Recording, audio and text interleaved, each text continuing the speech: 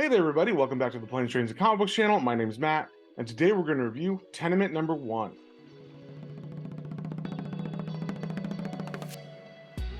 But before we get into that, if you guys wouldn't mind sharing, subscribing, commenting, it really helps me out and lets me know what you guys want to see more of. So, with that being said, let's get straight into it. Alright, we got the cover here for Tenement number 1. It is an Image comic, and it is by Jeff Lemire, Andrea Sorrentino, and Dave Stewart. And you may have seen in the top corner here, but this is part of the Bone Orchard Mythos series. And I believe this is part 3 of that. And we start off learning about a couple people that live in this tenement building. And we get to know a little bit about each of their lives. We see there's a boy named Isaac and his mom, and they're kind of like the normal people there. There's a young man named Justin who's like a drug dealer. There's an old guy named Felix. There's a teenage musician named Tanya. There's a guy struggling to make ends meet named Bob, and there's a guy who can't get any sleep in this building, and his name is Gary. So as we find out a little bit about each person, there's a couple that stand out more than the others. One of them is Isaac. He is the young boy, and around his building, he sees some visions of this tree with hanging bodies on it, and this mysterious man rising from the water. But of course, no one else sees it, so he basically just kind of ignores it for a bit.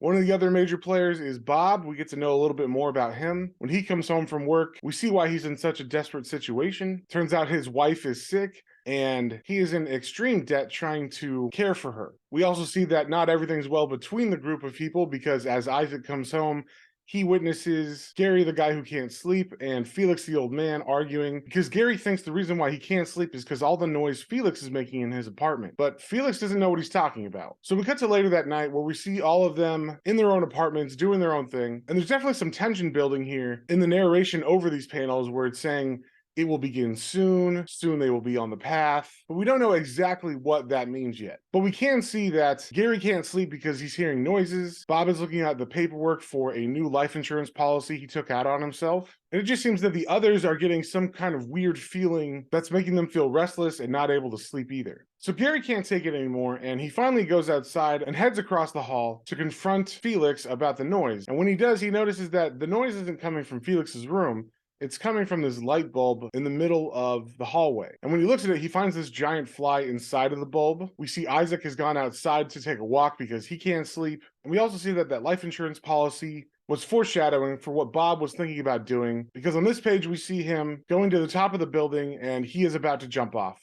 And that's where I'm going to stop it. I don't want to spoil anything else. So I've read all the Bone Orchard Mythos books, and this one by far has started the best to me. There's something about the mix of the characters in this book that clicked with me a lot more than the others in the series. And I think it might be because the other ones were kind of just mysterious and spooky, but right away, there seems to be like crazy stuff happening and people's lives being affected directly in the first issue. So this one was much less of a slow burn than the other two have been. And I'm really hoping we get some development on what this Bone Orchard is and who the creepy man that came out of the water near that tree with the bodies was. There's just a lot of unanswered questions, and I'm hoping that this series is where a lot of that gets answered. I also think that this book had the strongest art so far. I mean, they're all by the same artist, Andrea Sorrentino, but something about this one just really clicked with me. I don't know if it's the compositions, but there was a lot of really cool double-page spreads that were very striking, and I really like how the art has progressed through the series. So overall, I think this was a great first issue, even if you haven't read any of the other stuff, because the other stories didn't really explain anything about the Bone Orchard Mythos stuff. They were more just like foreshadowing and foreboding stories with little hints dropped in about what's going on in the background, but nothing that explained anything yet. So